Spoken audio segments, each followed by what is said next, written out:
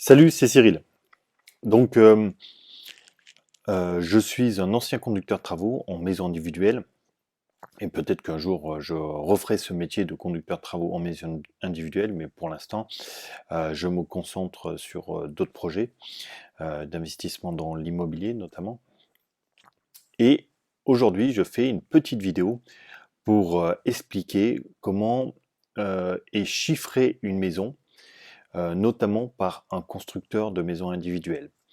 Ainsi, si tu désires acheter une maison chez un constructeur de maisons individuelles ou même à la rigueur construire une maison toi-même, eh ben, bien connaître en fait euh, les postes de construction, donc qu'est-ce qu'il y a dans la maçonnerie, qu'est-ce qu'il y a dans le terrassement, qu'est-ce qu'il y a compris dans la plomberie, quel est le travail de l'électricien, où s'arrêtent les prestations du façadier.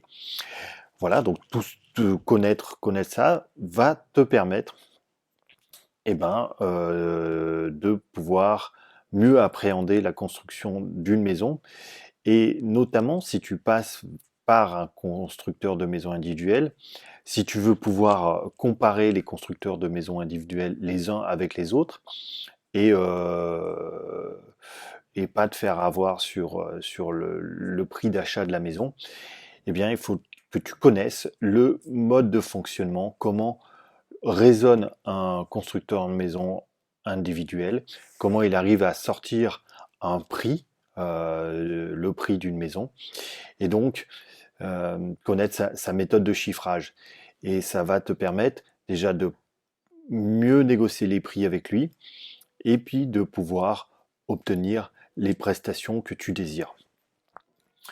Donc voilà l'objectif de ces vidéos, car je pense la couper en deux, cette vidéo, car tu verras, euh, on va aborder donc toutes les tâches et toutes les prestations pour faire une maison, pour construire une maison.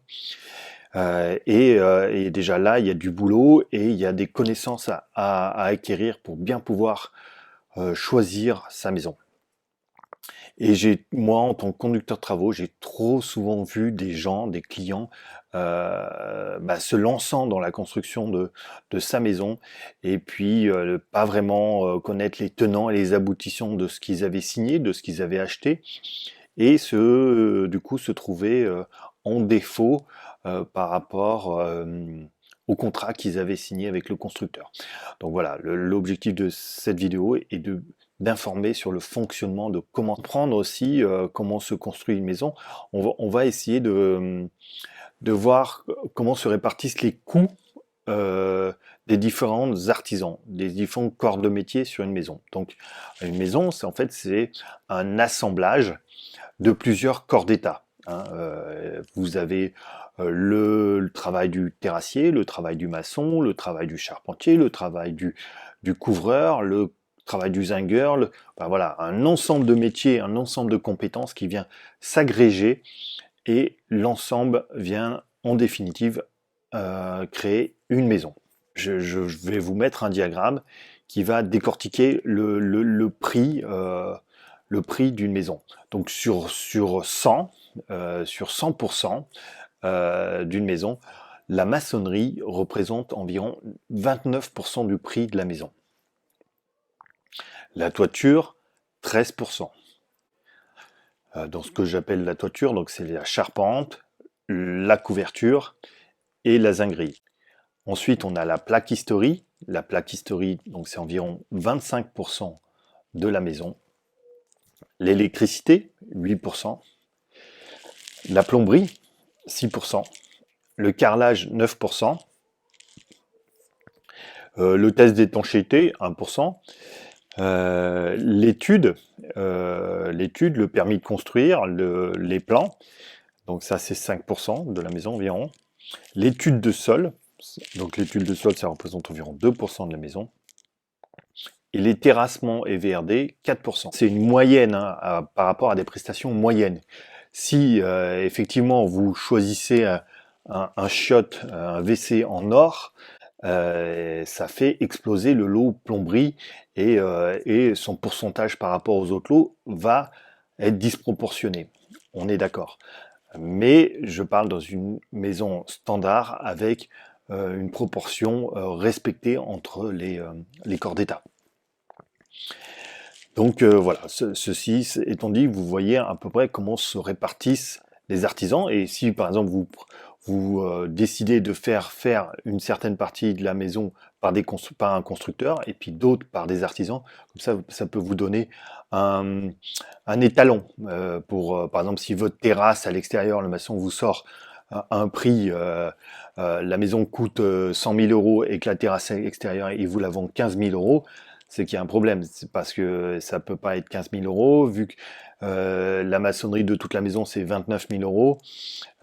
Si votre maison au global a coûté 100 000 euros, 15 000 euros la terrasse, ça fait trop. Donc ça vous donne une base de réflexion pour pas vous faire avoir, pour avoir un peu une notion des prix. Ensuite, donc nous allons attaquer les différentes prestations qui sont comprises dans la maison, donc dans le prix de base. Alors, il faut savoir comment réfléchisse un constructeur de maisons individuelles. Donc, les différents constructeurs de maisons individuelles vont vous parler par rapport à un modèle standard. Ils vont vous dire, ce modèle de maison standard de base coûte 100 000 euros. Par rapport à ce modèle de base, vous pourriez ajouter des prestations en maçonnerie, des prestations au niveau électricité, au niveau toit, au niveau... voilà. Donc on va détailler chacune des prestations qui sont normalement comprises chez un constructeur dans son modèle de base. Et puis on va voir aussi toutes les plus-values qui peuvent s'ajouter. Donc à savoir que en fonction des constructeurs, peut-être qu'il y a des constructeurs qui seront en effet moins chers dans le modèle de base, mais que les prestations supplémentaires ou en plus-value devront être plus nombreuses pour que vous puissiez réaliser la maison que vous désirez. Donc, si vous allez voir un autre constructeur qui, lui, a des prestations de base dans son modèle de base qui sont plus charnues, ou que sa prestation de base est plus complète, on va dire, eh bien, peut-être au final, vous aurez une maison moins chère que chez le premier constructeur où la maison de base était en apparence moins chère, mais qu'avec toutes les plus-values, à la fin, ça vous donne une maison plus chère que chez l'autre constructeur, où le modèle, en grosso modo, il faut faire attention de ne pas partir avec un modèle de base trop peu cher, où il y a trop peu de choses qui sont comprises dedans. Surtout que il faut savoir sur ces plus-values et moins-values, souvent le constructeur applique des pourcentages de marge. Hein. Faut que lui, donc il a un prix, donc le prix standard. Donc ça, il essaie de faire une maison standard, prix de base. Et puis quand vous lui demandez une prestation supplémentaire, sur cette prestation supplémentaire, il va vous la vendre un peu plus cher que si elle était en base. Voilà, c'est comme ça. Ça, c'est si vous la choisissez avant d'acheter la maison, avant d'être lié au constructeur, avant de signer le contrat.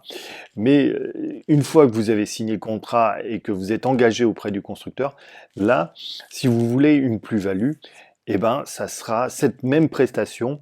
Il vous la facturera ou il vous demandera peut-être encore une marge supplémentaire, donc il vous la facturera avec des frais supplémentaires encore pour que vous puissiez l'obtenir, parce que vous modifiez un plan déjà préétabli. Et ça se comprend, parce que lui, il aura déposé un permis de construire, il aura fait déjà tout un certain nombre de procédures, et puis là, on n'est plus... il aura déjà fait la conception de la maison et vous venez modifier la conception de la maison. Donc, il sera obligé de vous faire payer plus cher la modification.